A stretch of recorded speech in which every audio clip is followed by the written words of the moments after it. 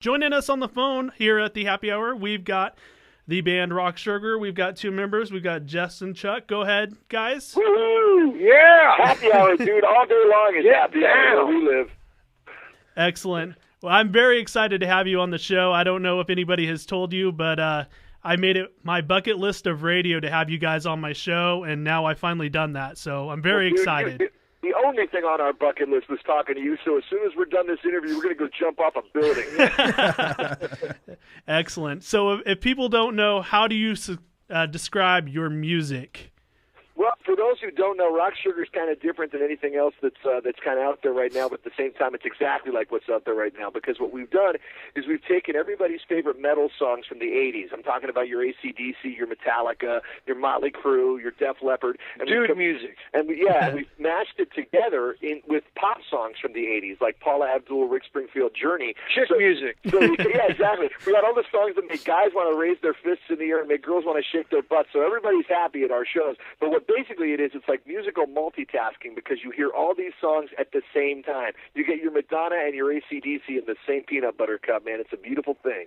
It is a beautiful thing. It's like a wonderful DJ mashup, only it's done live on stage or on your CD, as it may happen to be. There's a lot of hair involved, so we're just like the 80s. Plenty of hair.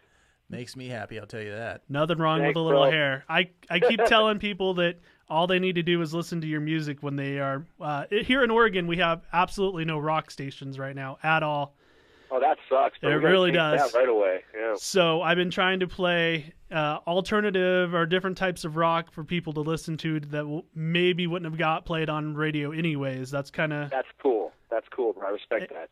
And we've been trying to play more manly rock because we're kind of a man show anyways. That's fantastic. You have to play the macho rock to get the people excited, make them want to listen to the radio. And then when it's over, you sing it out. Turn off the radio. It's too loud. Never too loud. So in your CD, I hear a lot of Kiss and a lot of Guns N' Roses. Were those some of your idols growing up, or who did you like that got you into kind of the rock and roll business?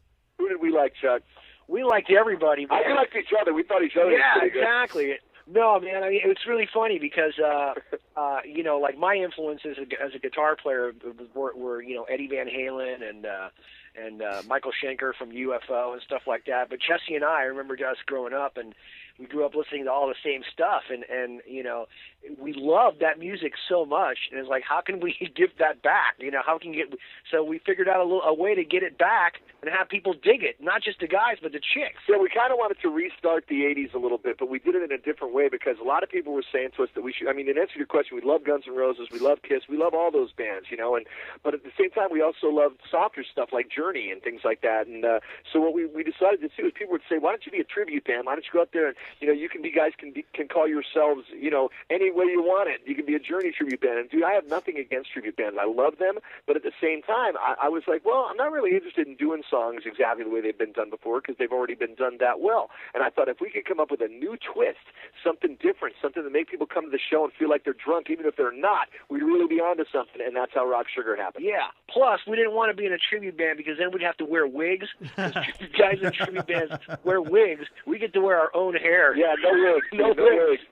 Jess has wonderful hair, by the way. I don't know if you've ever seen pictures of him, Eric, but he's got the essential 80s rock hair. It's wonderful. Yeah, dude, if you guys are listening and you haven't yet done so, go to YouTube, okay, and put in Rock Sugar, and there's all these videos so you can get kind of a sneak preview of what we're talking about here. But don't tell your friends or your girlfriend or whatever that what they're gonna see. Just say, hey, check out this band, and it'll start, and they'll go, oh, it's a cover of Metallica or whatever. But then just make sure they listen for the first minute and a half and watch them fall over. It's fun for the whole family. It is fun to expose people to your music, because thanks, bro. You never know the expression they're gonna get, but it seems like everybody really enjoys it. I just love the double takes.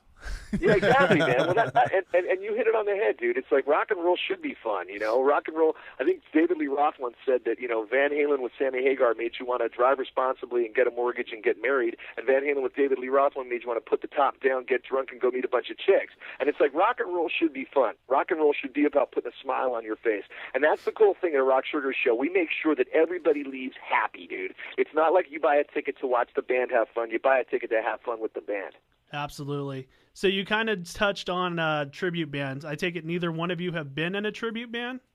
No, I was going to be in a tribute band to Chuck, but he wanted too much money to use his song. No, we've never really done a tribute band. We've had original bands over the years, and some of them have done okay, but none of them have made the impact that Rock Sugar made. And it just goes to show you that, sometimes having an interesting idea, it makes all the difference, I was just wondering, because Wikipedia, according to them, which never lie, ever, yeah, of course, say that you were in a Kiss tribute band years ago before you started all this. So I was. Yeah, Jess. Oh, dude, I just had a good Gene Simmons costume. That's all. Yeah, that's all. What Jess would do is he would get dressed up with some buddies as Kiss, and they would actually go to Kiss concerts and go backstage and pretend to be the band. No, we wouldn't pretend to be the band. People would think we were the band, and then we'd go get in all these situations because people would assume we were the band, and then they'd lead us to the stage and go, "Okay, go on up." We'd be like, "You don't understand. We're not the band." But eventually, Kiss found out about it, and they liked us, and they said, "You guys should start, doing personal appearances and stuff." So they kind of got behind it, which was cool. And that's when I learned to start talking like Paul Stanley, because it was fun. Even though I was in the Gene Simmons costume, once in a while I'd start talking like Paul, and people would freak out. It was fantastic. Well, you can definitely sing like him. Thanks, man. I wouldn't know the difference between him and I'm trying to think of off the top of my head the song that you guys sing. That's the we do a song called "Straight to Rock City," which is a combination of Paula Abdul's "Detroit Rock City," or excuse me, Paula Abdul's "Straight Up" and Kiss's "Detroit Rock City." Yeah. Sorry about that, Paul. I didn't mean to get that wrong. Yeah. So the other thing I'm curious about releasing albums like this, I know another guy who kind of does a spin on music, Richard Cheese. He does like piano lounge versions of different songs from the 80s, 90s, and even current stuff. But he has a really hard time licensing that stuff. Do you guys come across that same issue? Is it expensive to release a Rock Sugar album? Yeah, it was very expensive to release the album, and the publishing thing was kind of a nightmare because we paid for everything, but then we found out that the stuff we were doing, since it wasn't straight covers, wasn't really covered under standard copyright payments. So it created some interesting situations for us. But more so than that is that we actually are involved right now in trying to work out a lawsuit that was brought by one of the singers who I'm kind of imitating on the record, and I can't say who at this point. But that's horrible. Yeah, well, no, check it out, man. He actually thought we sampled his voice. He was convinced that we had sampled his voice. I'm not even jiving you. Wow. And it's funny because the guy was my favorite singer when I was a kid, so it's really weird that this happened. But he became convinced that we had used his voice without permission, and we had to go back and forth and get lawyers involved. And I don't know if you guys know this or not, but as soon as you get lawyers involved, your bank account starts to look a lot different. And because that's just sort of the way it goes. But yeah, he thought that I was him, which is kind of weird. That's kind of a... But he still won't let me use his credit card. Yeah, it's kind of a backwards compliment there, but you got to take them when you can get them, I guess. Yeah, it's a great compliment, especially considering that he was my hero, but it's kind of funny because the guy who made me want to make records won't let me sell mine. So it's weird. But we're going to hopefully turn that around in the next few months. Anything's possible, and we're still trying to figure it out. We'll get it. In the meantime, you can go on YouTube and watch all the stuff, and you can still see us live doing all this stuff. So it's things could be worse. So I saw you on an episode of the Food Network. Nobody judged me that I was watching the Food Network, but I was. That's all good. Everybody gets hungry sometimes. I'd like to say my wife was watching it with me, but unfortunately she was not. Private Chefs of Beverly Hills, you guys were on, and I thought it was the most awesome episode because you guys were on there. Oh, thanks. Yeah, you can see that on YouTube, too. You can see anything on YouTube. You can see you watching us on the Food Network is on YouTube, dude. They filmed you without you knowing it. Yeah, I was naked, but hopefully they don't mind watching that. I don't know. Like I said, you can see anything on YouTube. So do you have any awesome stories from that? Was that a nightmare to be on, or was that kind of cool to be on? No, it was totally cool to be on, and they did it at my house. It was our record release party, and that was a group. But I will tell you guys something funny. Anybody who thinks that the world of reality TV is real, it's much more TV than reality. Okay, Always remember that when your girlfriend is watching these Real Housewives of Jamaica shows or whatever's on. It's like, dude. When we were filming that thing, it was really funny because they kept coming in and saying, hey, man, you guys are coming off really great, and it's really funny, and it's really cool and everything. But they literally came to me, and they said, listen, would you mind kind of kind of being a. I mean, I hope I can use that word on the radio. If not, just bleep it out. Well, it's not. That's my friend's name. That's your friend's name, exactly. Yeah. Can you be Richard Cheese? And I was like, I was like, no, dude, I don't want to do that because we have people that like our band that are watching this, and I'm not going to act like somebody I'm not. And I said, but if you want somebody to be a jerk, my road manager will do it because he likes doing that. So he came over and he's from Boston. And he's like, what do you want me to do? And they're like, going in there and complain and tell them you got problems and you're going to fire him. He goes, right away, I'll do it right now. And he goes in there and goes, look, you guys better get it together. Or we're going to kick you out of the house.